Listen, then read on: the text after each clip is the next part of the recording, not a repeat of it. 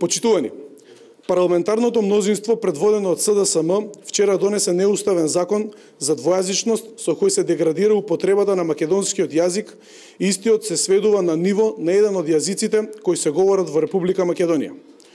Овој закон е во спротивност со амандманот 5 од Уставот на Република Македонија.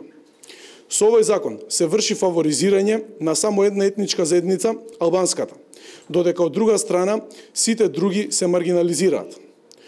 Можноста судските, управните, извршните, предистражните, истражните, кривичните, прекршочните, парничните, вонпарничните за извршување на санкции и другите постапки да се водат на еден од двата јазици ја релативизира официјалноста на македонскиот јазик.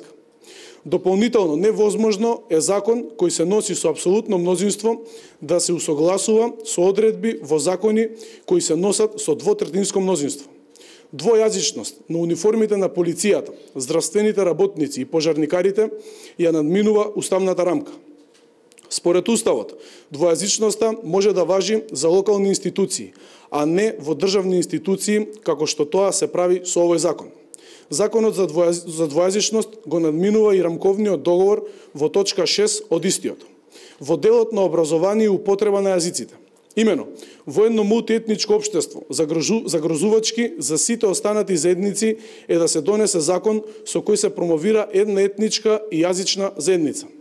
Со израмнување на албанскиот јазик со македонскиот јазик се промовира јазичен билингвализам, што може да предизвика последици врз Уставот. Решението во законот од член 18 и член 19 со кое се предвидува основање на агенција и инспекторатот за промоција, заштита и воедначена примена не е во согласност со Уставот и неговиот член 9, кој вели дека граѓаните на Република Македонија се еднакви пред Уставот и законите, без разлика на полот, расата, бојата на кожата, верското уверување и социјалното потекло. Доколку СДСМ сакаше да прошири одредени јазични права, тоа можеше да го направи со измена на дополнување на веќе постоечкиот закон за употреба на јазикот, што го зборуваат најмалку 20% од граѓаните на Република Македонија и во единиците на локална самоуправа. Целата постапка беше изведена шверцерски надвор од законските процедури со ставање на европско знаменце. Најсрамно беше злоупотребена постапката за донесување на закони од значење за интеграција на државата во ЕУ. Законот се повикува на правото на ЕУ, а притоа не наведува на кој акт од Унијата, со датум и број се повикува. Ваквиот закон доведува до опасност да се наруши хармонијата и кохезијата на македонското мултикултурно општество, поради деградирањето на единствениот интегративен елемент македонскиот јазик.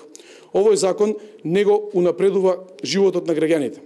Власта наместо трошење на време и пари за закони кои не носат единство и просперитет, треба да се насочи кон мерки и проекти кои ги унапредуваат животот на граѓаните.